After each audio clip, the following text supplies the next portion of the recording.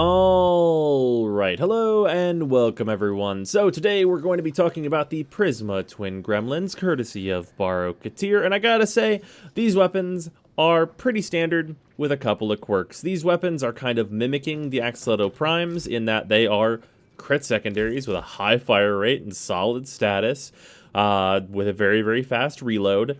And besides that, they only have a couple of quirks, mostly that this is going to be like the Boltor series of weapon, in that it has travel time, it fires bolts, and whenever those bolts kill enemies, they will fly back in a sort of punch-through-esque mechanic where they will do damage to enemies behind them before getting pinned into a wall or whatever.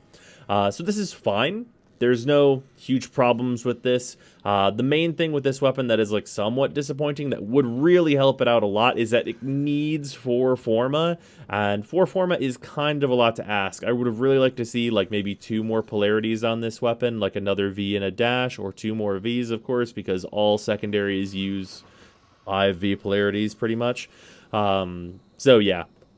It's a little unfortunate that this much Forma needs to be invested into this weapon for what I think is a slight downgrade on the Axleto Primes at this point, just because they are so ammo inefficient whenever you're just doing what you would do in a normal mission, which is fire these down hallways with reckless abandon.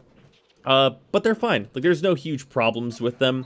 I'm not a huge fan of having them be travel time, but if you get used to the amount of bullets it takes to kill enemies, then you're not going to have a problem with overfiring, although, of course, that will take time.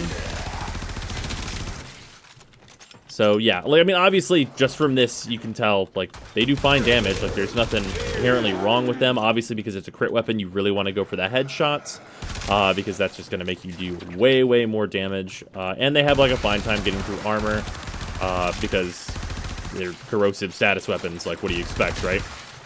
But yeah, like, there's nothing inherently wrong with them or anything. I'm not a huge fan myself, though, personally, and that's just because, like,